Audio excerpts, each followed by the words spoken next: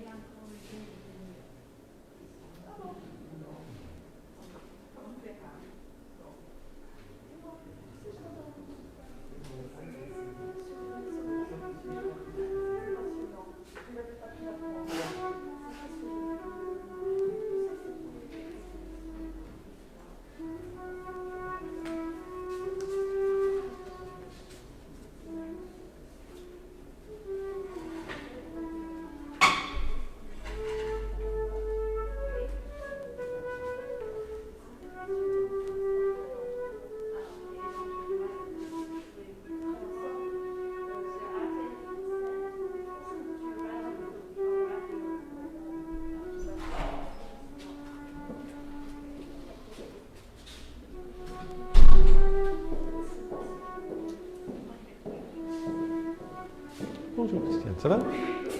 Oui? Très bien. On n'est pas nombreux ce matin. Mais on est là, on est là.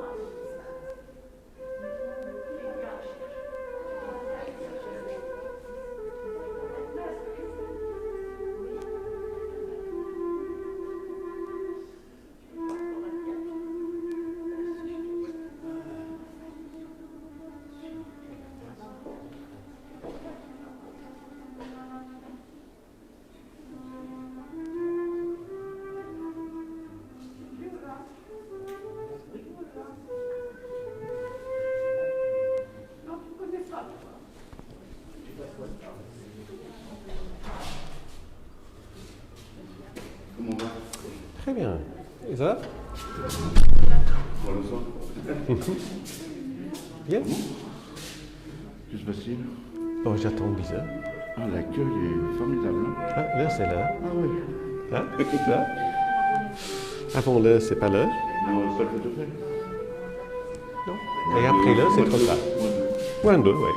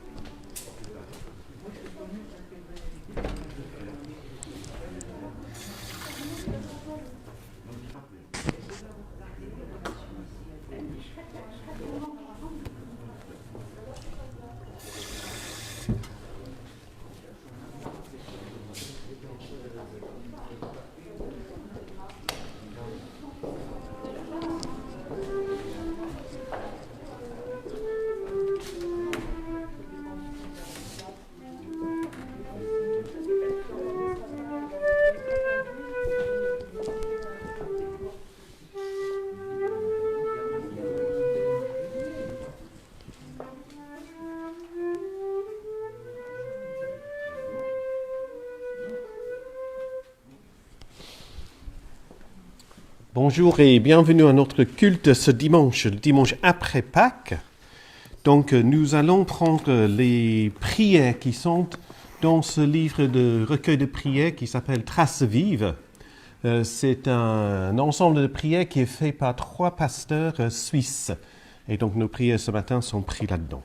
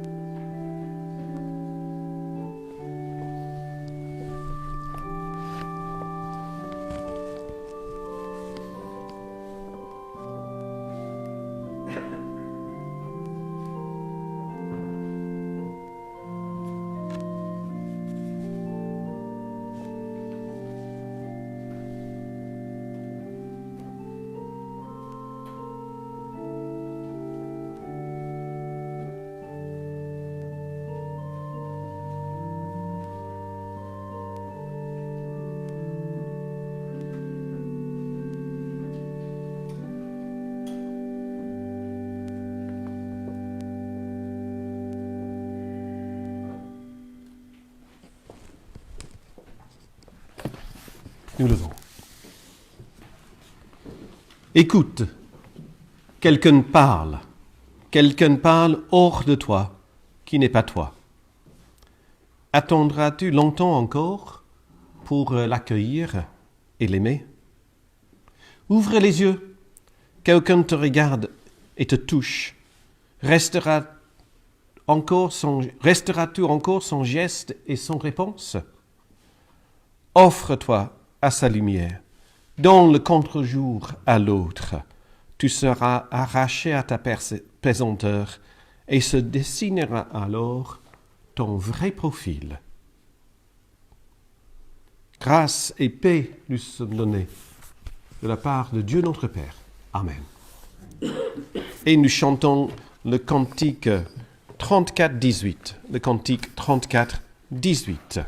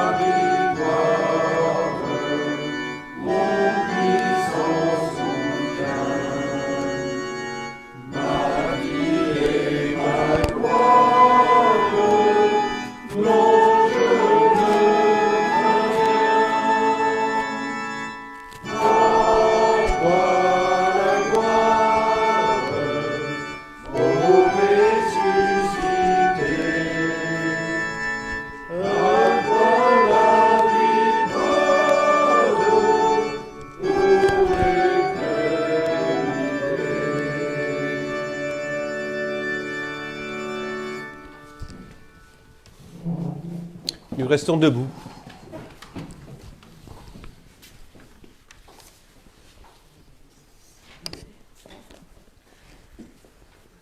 Seigneur, donne-nous soif de toi, soif de cette vie de toute première qualité que tu gardes en réserve pour nous, que tu ne cesses de nous proposer avec ton infinie patience. Nous voulons boire à ton inépuisable pays, à cette amitié de source que jamais ne tarit, boire à l'entrée tout ce bonheur dont nous ne savons presque rien, sinon qu'il est miracle. Coule en nous comme un vin généreux, rends-nous ivres de toi. Fais-nous perdre un peu la tête, puisque tu veilles toi-même sur nos fêtes, puisque nos joies sont les tiennes. Et si nous ne sommes pas encore en état de t'apprécier, tu garderas intactes pour nous les bonnes choses de la vie, jusqu'à ce que nous soyons capables de les vivre, capables de boire à cette coupe qui réjouit le cœur. Seigneur, donne-nous soif de toi, encore et toujours. Amen. Amen. Merci. Que toute la terre acclame ton nom. Nous chantons le cantique 41-21. Le cantique 41-21.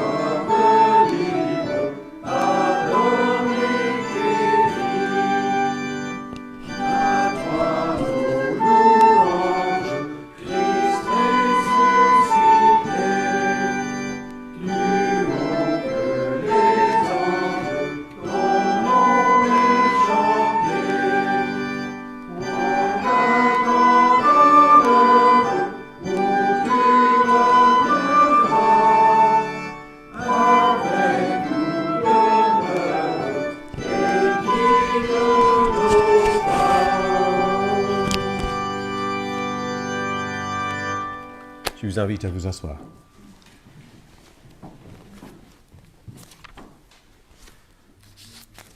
Nous prions.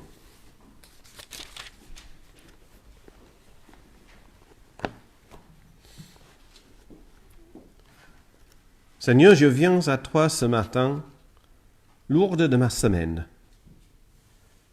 assoiffé de détente et de repos, et je ne peux pas les accueillir. Assoiffé de vie et de joie, et je ne peux pas les recevoir. Assoiffé de partage et de justice, et je ne peux pas les vivre. Écoute-moi. Écoute-moi, Seigneur, quand je crie à toi. Tends ta main pour qu'elle remplisse la mienne. Car le Seigneur t'arrache à la nuit, d'une vie pour rien. Il t'offre un lendemain. Ouvre-toi à son pardon. Il t'offrira des gestes féconds, sa présence à tes côtés et son pain à partager. Levons-nous pour chanter notre reconnaissance avec le cantique 41-30. Le cantique 41-30.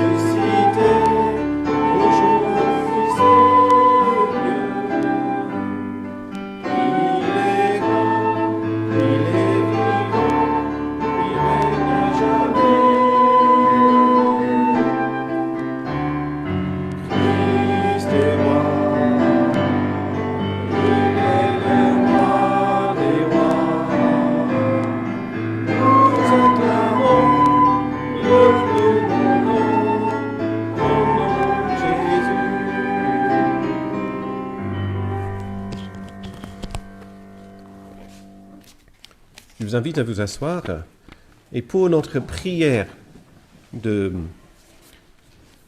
d'illumination, je propose que nous chantons le 22-6 en restant assis et on peut le chanter 2 fois.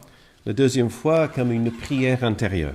Donc le 22-6 et puis Pierre à ce moment-là va venir nous lire les 2 lectures bibliques.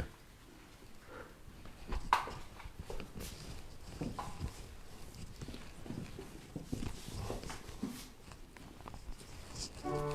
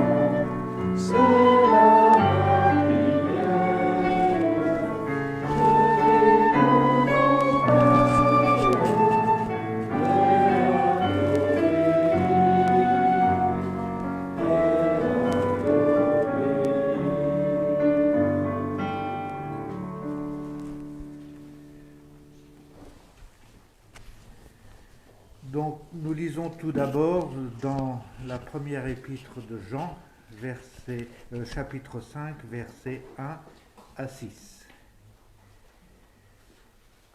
Quiconque croit que Jésus est le Christ est né de Dieu, et quiconque aime Dieu qui engendre, aime aussi celui qui est né de Dieu.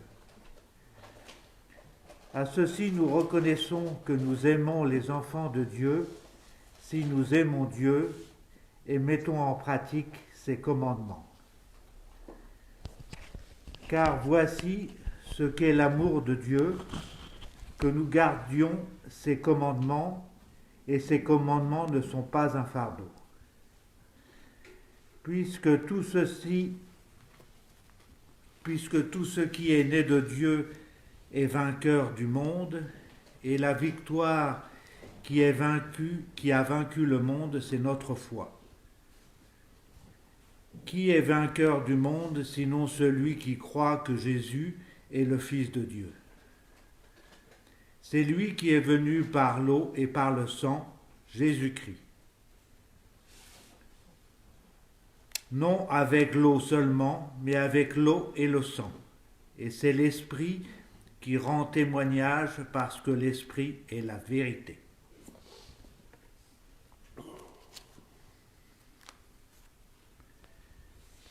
Et nous lisons ensuite dans l'évangile de Jean, chapitre 20, versets 19 à 31.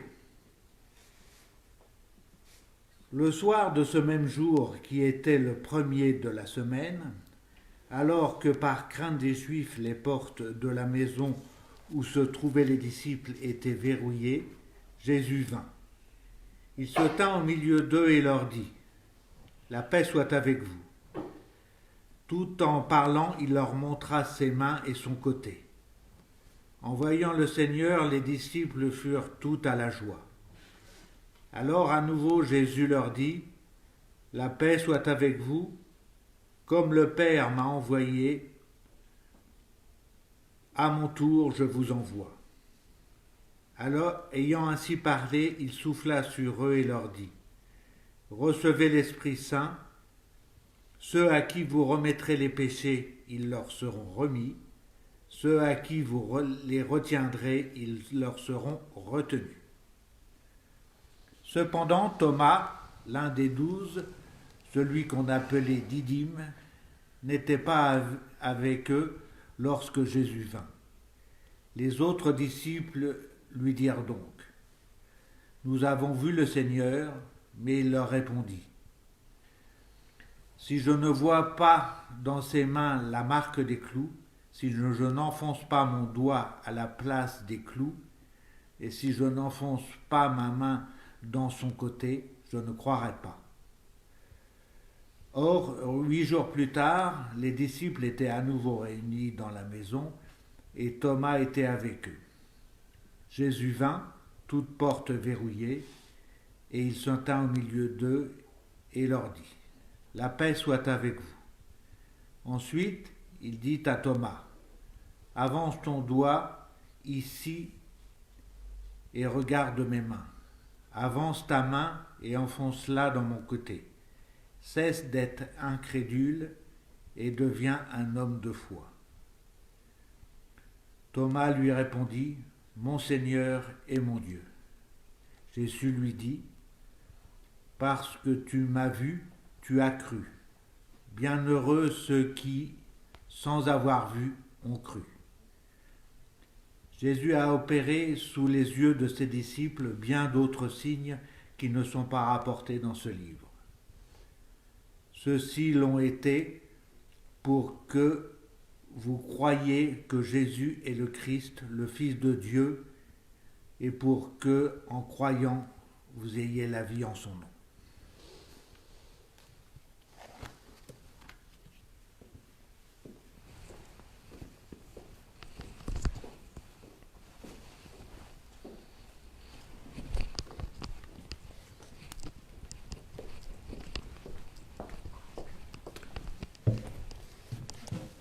Donc je vois qu'Inès a trouvé sa prédication en anglais.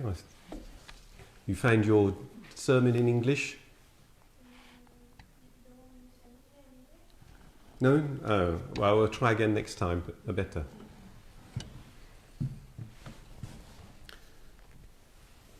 So for Ines, the Bible reading was about Thomas who doubts that Jesus is risen from the dead.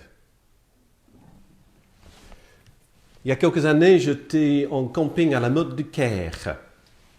Voilà, petit village, les enfants étaient petits et on est allé dans l'office de tourisme pour voir un peu ce qu'on pouvait faire en randonnée. Et on a découvert là qu'il y avait une randonnée pour découvrir un fossile qui était resté dans la nature. Formidable, les photos prenaient bien. Et donc, avec la poussette, on a pris un petit chemin dans la montagne à la Robigne-sur-Galabre, dans le 04, si vous le connaissez. Et pendant 1h30, on a monté et on a descendu, on a passé dans les forêts et à côté de la rivière avec la poussette. La piste n'était pas du tout propice pour la poussette. Et Anaël dedans, avec la poussette dans les bras, j'ai fait presque la moitié du chemin comme ça. Alors, on est arrivé sur une crête avec une vue dégagée sur les montagnes et ce fossile de ichthyosaure, 4,5 mètres de long, totalement là en parfait état sous un verre.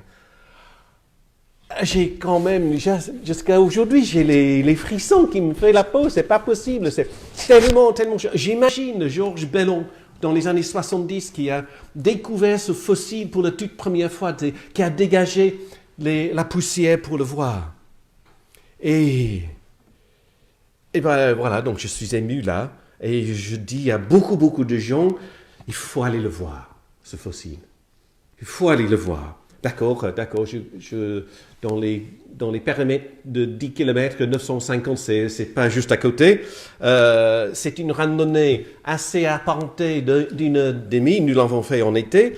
Et il y a des gros cailloux et nous avons eu les branches et les arbres qui sont couchés sur la piste. Mais ça vaut le coup, vraiment, d'aller le voir. Je ne sais pas combien de personnes, j'en ai parlé de ce fossile et je ne sais pas combien sont allés le voir. Quand on passe les photos des vacances dans l'album, on tourne les pages et on arrive sur la photo du fossile et puis les gens disent « ouh » et passent la page après. La description la plus animée, la plus vivante que je peux faire ne remplace pas l'expérience d'être sur place. Pour entrer dans cette expérience, il faut se face à face. Et Jésus, il sait tout ça. Jésus sait pertinemment cela. Il sait que c'est essentiel d'avoir les témoins, d'avoir les personnes qui parlent de ce qu'ils ont vu. Il sait que c'est essentiel d'avoir l'évangile de Jean écrit pour que nous puissions nous-mêmes lire ces témoignages et faire l'expérience pour nous-mêmes. Les face à face constituent tout l'évangile de Jean. Il n'y a presque que ça dans l'évangile de Jean. Les dialogues, les conversations entre les personnes et lui. Chapitre 1, déjà, Nathanaël. Philippe va le voir. Et Philippe lui dit, nous avons trouvé celui dont parlaient Moïse et les prophètes, c'est Jésus de Nazareth. Et vous connaissez la réponse de Nathanaël. Quoi de bon peut venir de Nazareth? De tout son scepticisme était là. Et Philippe lui dit, viens voir. Viens voir. Nathanaël se déplace jusqu'à Jésus pour pouvoir dire, Maître, tu es le Fils de Dieu. La femme samaritaine dans le chapitre 4, qui a eu cette longue conversation avec Jésus, rentre dans son village pour parler avec les gens de son village. Il y en a qui sont convaincus, mais pas tous. Et puis, quand les villageois rencontrent Jésus, qu'est-ce qu'ils disent? Maintenant, nous ne croyons pas seulement à cause de ce qu'elle nous a dit, mais nous l'avons vu pour nous-mêmes. Et nous savons que tu es vraiment le Sauveur du monde.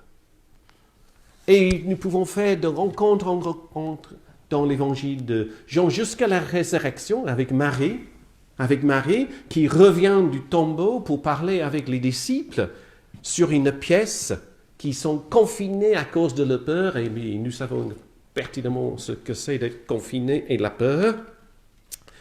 Et Jean, dans son évangile, ne nous dit pas du tout que les disciples n'ont pas cru Marie. Jean ne nous dit pas que les disciples sont allés au tombeau pour vérifier pour eux-mêmes. Non. Jean nous dit que aussitôt le même jour, Jésus apparaît à ses disciples. Il se place parmi eux pour montrer ses mains et ses pieds. Et il savait tout de suite que c'était bien lui. Il n'y avait aucune hésitation de doute à ce moment-là. C'était bien lui. Le ressuscité est resté indemnifiable parce que il gardait les marques de la crucifixion. Et ces femmes et ces hommes qui ont vu Jésus parler avec Thomas et avec Marie. Et nous savons que Thomas doutait. Doubting Thomas. On dit en anglais, c'est presque un surnom. Hein? Thomas qui doute en français. Il n'est pas différent que Nathanaël avec son scepticisme. Hein? C'est la même racine. C'est je ne crois pas avant de voir. Et ils sont ensemble. Et puis Thomas, il est là avec son doute, ses questionnements, mais aussi avec le cœur brisé parce que son bien-aimé est décédé. Et il a besoin de plus. Il a besoin de plus que de simples paroles de ses témoins. Et Thomas refuse de croire parce que les autres ont dit qu'il faut croire. Thomas refuse d'entrer dans ce cercle des disciples en faisant plaisir à ses amis pour dire que je crois. Thomas refuse de rester silencieux sur ses doutes et ce qu'il ne peut pas croire parce que c'est trop gros pour lui. Mais Thomas revient. Il reprend le chemin pour rencontrer Jésus. Et c'est pour ce geste-là que Thomas est absolument important, c'est capital, vital pour nous les croyants potentiels qui sont les lecteurs de l'évangile de Jean. Nous allons emboîter le pas, ce chemin de Thomas. Mais avant ça, il faut qu'on arrête avec Cyrielle sur le verset 23. Je sais, donc Cyrielle va vous donner les papiers avec le verset 23 écrit sur le papier. Je ne fais pas ça souvent. Je ne fais pas une analyse de texte biblique en détail, de grammaire, de synthèse et tout le reste. Mais aujourd'hui, c'est important de comprendre ce verset 23 et de voir, peut-être de le voir différemment. Donc, vous allez dire que c'est pas possible, que Andrew nous casse les pieds et tout ça, mais tant pis, je vais le faire quand même. Et souvent les textes bibliques que nous connaissons par cœur cachent les vérités que nous sommes incapables de voir. Et je propose ce matin que ce verset 23 en est un exemple. Si vous regardez dans les traductions de la Bible, donc la traduction que nous avons eue, je ne sais pas, Pierre, c'était laquelle? La Tob. Quelques traductions françaises de la Bible, vous avez ce que j'ai mis dans la première phrase, dans le NBS, donc la Nouvelle Bible seconde. Recevez le Saint-Esprit, point, à qui vous pardonnerez les péchés. Ceux-ci sont pardonnés. Donc le ceci, c'est un pronom dans le grec. Donc ceci apporte au péché. On est d'accord? À qui vous les retiendrez, ok? On suppose que c'est les péchés. Ils sont retenus. Alors, c'est là que ça se devient plus difficile, ok? Je ne suis pas expert en grec antique, loin de ça. Mais, je sais, parce que je travaille comme traducteur sur un site internet, le musée protestant du protestantisme, que souvent, la petite phrase « traduire, c'est trahir » en français est vraie, mais pas toujours. Pas toujours vrai. Mais ce qui est toujours vrai, c'est que traduire, c'est interpréter. Absolument vrai. À chaque fois qu'on traduit quelque chose, on interprète la chose. Et quand nous lisons quelque chose, nous supposons voir ce que nous voyons. Mais parfois, ce n'est pas le cas. Hein? Voilà, nous allons regarder ces deux phrases.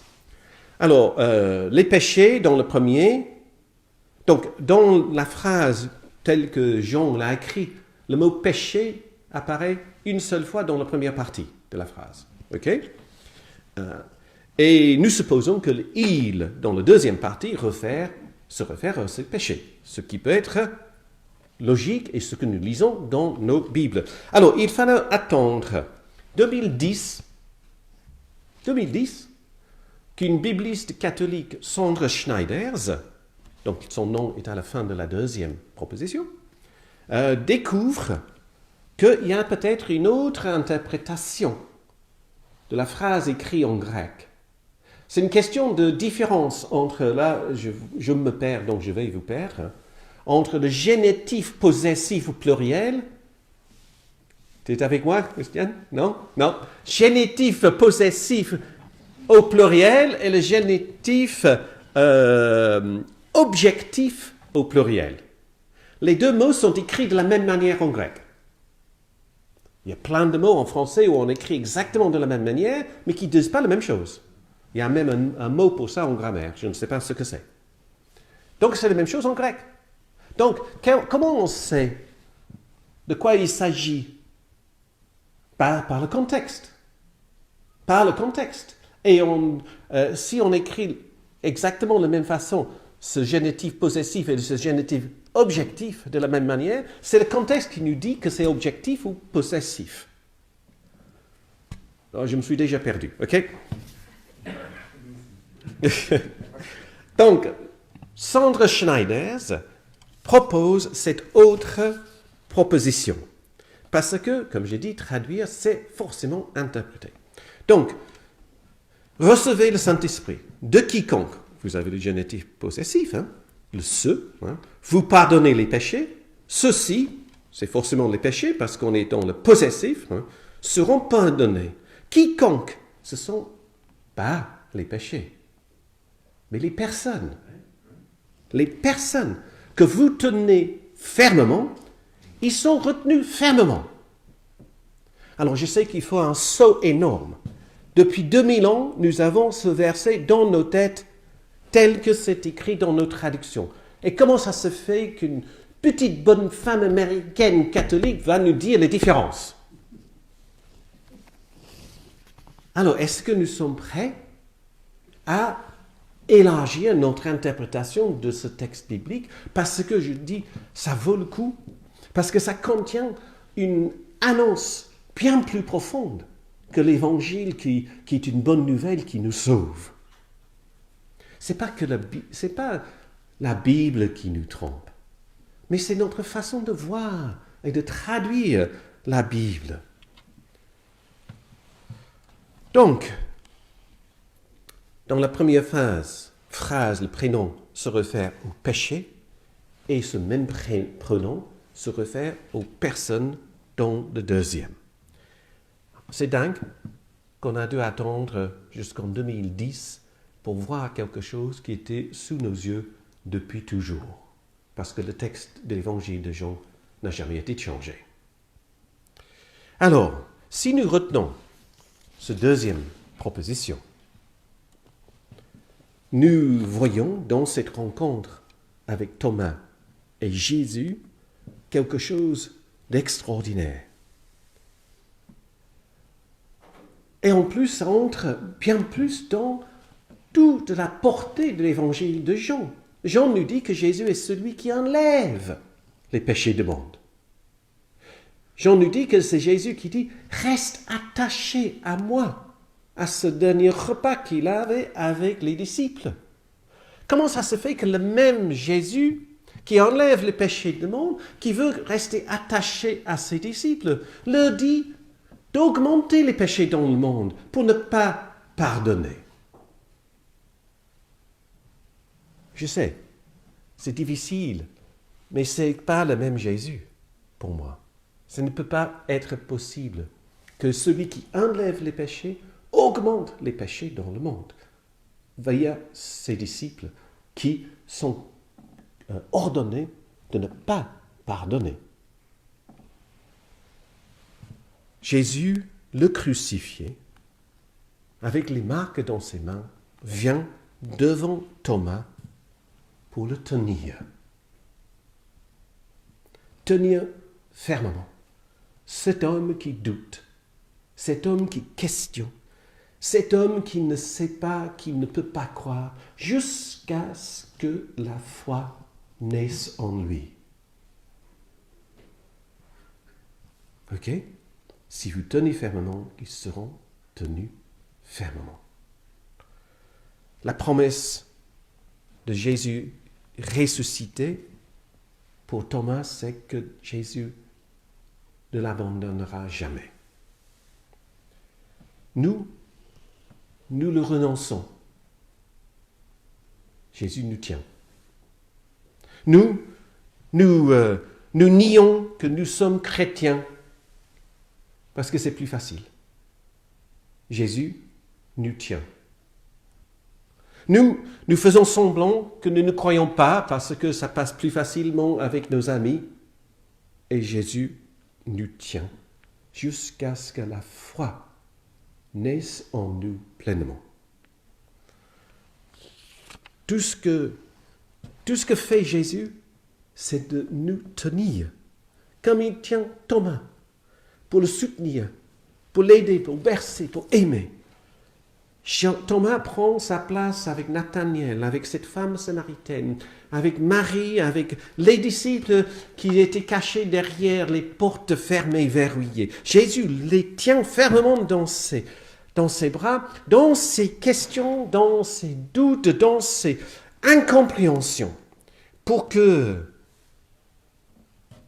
la foi puisse naître et que ces personnes deviennent les témoins hésitants de cet amour. Il nous tient aussi, chacun de nous, jusqu'à ce que nous recevons ce qui est nécessaire pour exprimer notre foi. Et c'est pour ça que c'est bienheureux ceux qui n'ont pas vu.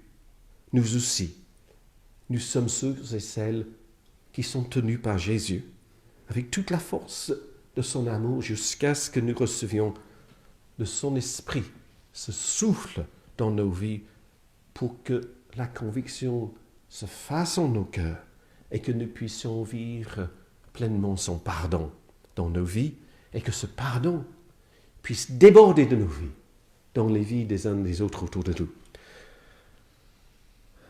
Alors, tenus fermement par Jésus, nous pouvons emprunter ce petit chemin qui monte, pas pour pouvoir niquer au sort, mais pour rencontrer le crucifié ressuscité qui nous tient toujours dans son amour.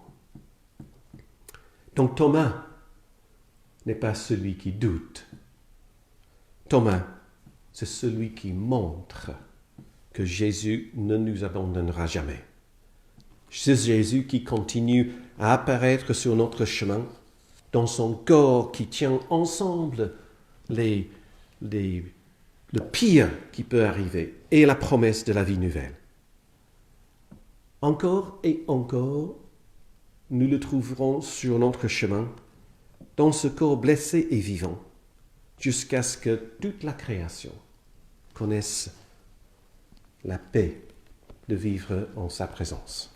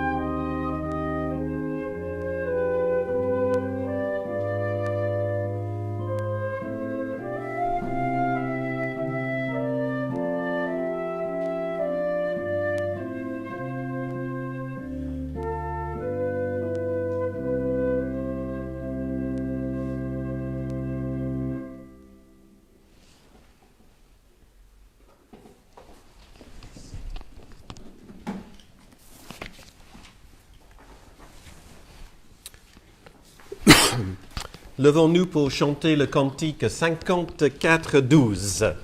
Le cantique 54-12.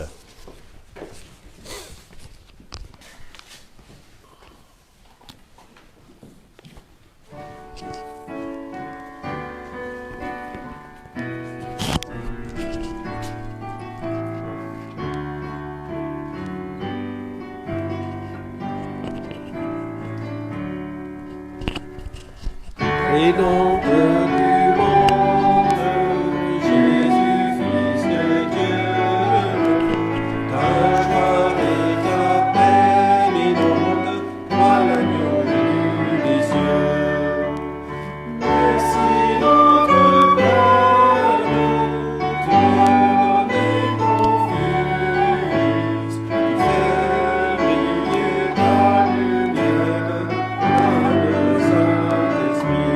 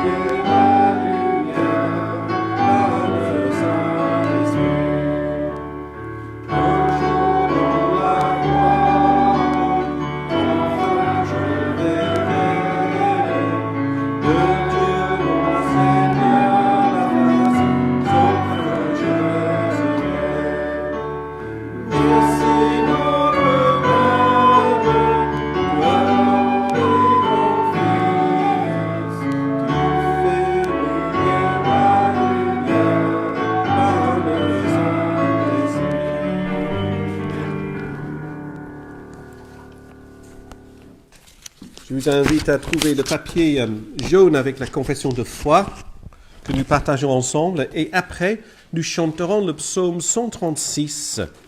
Le psaume 136 avec les strophes 1, 2 et 11. Les strophes 1, 2 et 11.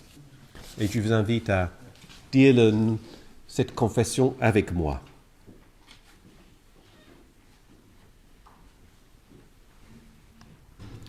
Nous croyons que Jésus est venu parmi nous de la part de Dieu. Il nous révèle notre véritable humanité. Il a été en même temps plein d'amour et de justice. Sa royauté demeure secrète et sûre à travers les siècles. Nous croyons que Jésus ressuscité demeure toujours celui qui vient vers nous. Il vient dans l'Évangile, dans la Sainte Seine, dans l'assemblée des fidèles. Il vient sans que nous le sachions, ici et là, vers ceux et celles qui l'attendent et qui ne l'attendent pas. Il est le mystérieux visiteur de toute vie humaine. Nous croyons que Jésus reviendra, que sa gloire sera reconnue, que sa plus grande gloire sera son amour et que sa royauté deviendra son royaume. Nous croyons que cette personne nous unit à tous les habitants de la terre. C'est là notre assurance et c'est là notre joie. Amen.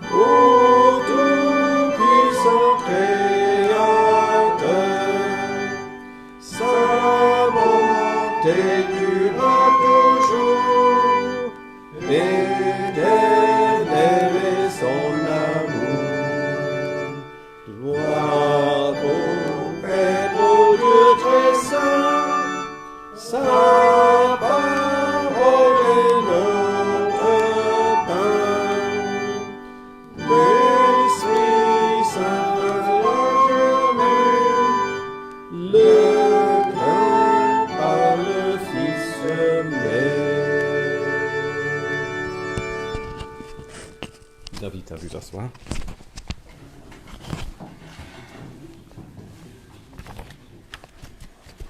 Bon, les annonces sont sur la feuille au dos. One thing which is not on the notices is that there is a small group of English-speaking people who now have a Bible study group in English on Zoom. And our first meeting will be on the 20th of April at 6 o'clock.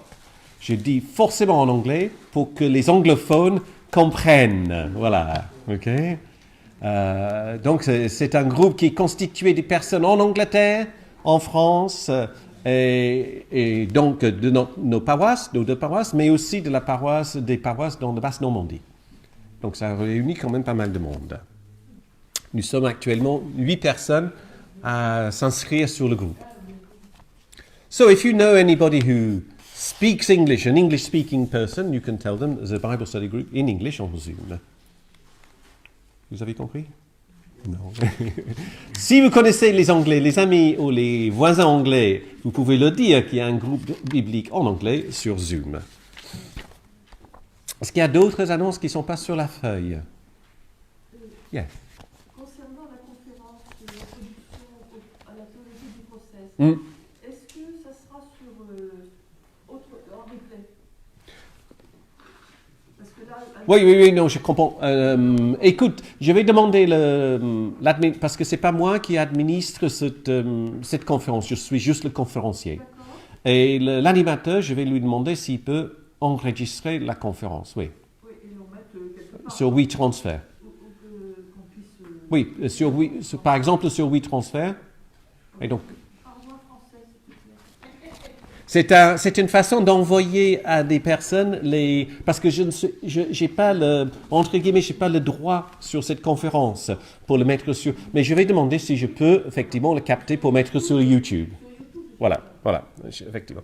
Alors, pour les personnes qui sont déjà dans le groupe de Process, vous apprendrez rien de tout, hein, parce que c'est juste un résumé et une introduction. Voilà. Oui, mais peut-être vous allez... Mais Andrew, pourquoi tu n'as pas parlé de ça? Pourquoi tu n'as pas parlé... Etc. D'autres annonces? Yes, oui. Oui, Roland, c'est le moment de l'offrande. Que notre offrande soit dans la joie. It's our offering. Let our offering be with joy and reconnaissance.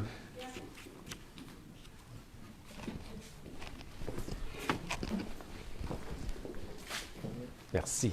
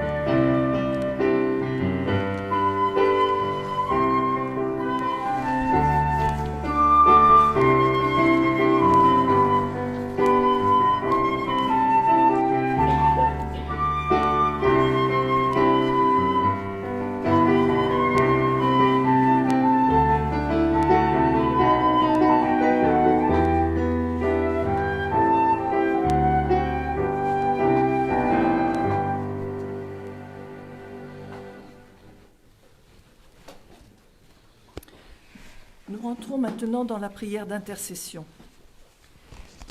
Nous venons à toi dans la prière, Seigneur, et c'est une manière de faire place en nous à un autre que nous-mêmes. Nous venons à toi, et c'est une manière de libérer notre regard de ce qui l'encombre, une manière de nous délier du manque de confiance, de la lâcheté ou de la colère qui nous retiennent attachés. Là où nous sommes tentés de nous replier sur notre amertume, ouvre-nous à la tendresse qui est en toi. Là où nous nous crispons sur l'attente d'être aimés, emmène-nous vers la générosité qui porte la joie. Là où nous avons peur de manquer, donne-nous de regarder ce manque comme une source de fécondité. Notre prière, Seigneur, c'est aussi une manière d'accompagner les situations douloureuses et de rendre grâce pour les situations heureuses. Nous sommes aujourd'hui devant toi, ceux et celles qui vivent un temps d'éclatement et de remise en question, un temps de deuil ou de maladie. Nous nous réjouissons avec ceux et celles qui reprennent pied ou qui ont des envies pour demain. Garde-nous accueillants à ceux et celles qui cherchent leur voie et vivent leur foi autrement que nous.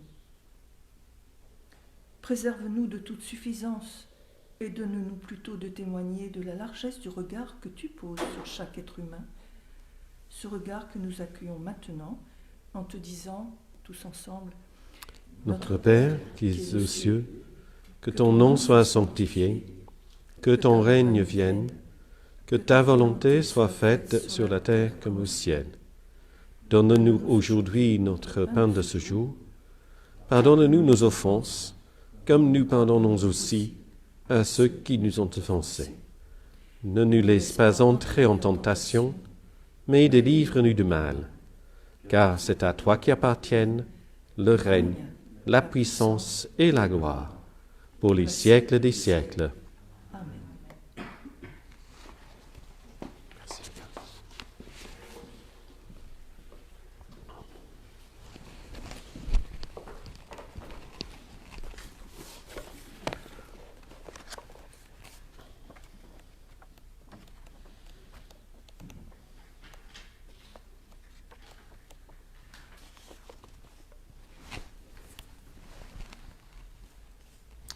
Nous nous levons. Car le Dieu de tendresse qui a levé Jésus d'entre les morts fasse lever en nous ce qui est mort et nous conduise à la vie. Nous allons dans la paix de Christ. Amen. En chantant notre dernier cantique qui est le 34-12. Le cantique 34-12. 34-12. C'est pas 21, pardon. J'ai, voilà. 34-21. 34-12. Les 5 strophes, ouais.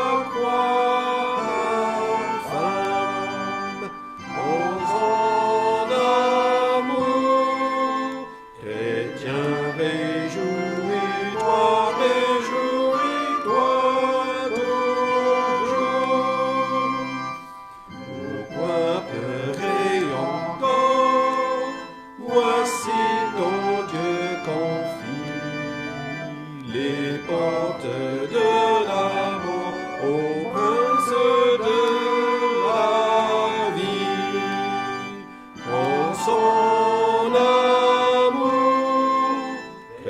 Chrétien, réjouis-toi toujours. Espère et adore et crois, Jésus seul est le Maître. Au loin déjà je vois sa gloire enfin paraître. En son amour, chrétien, réjouis-toi toujours.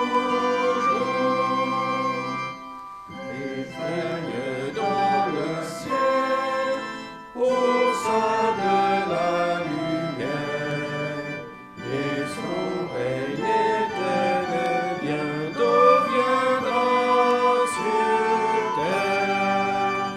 Et son amour, chrétien, réjouis-toi toujours.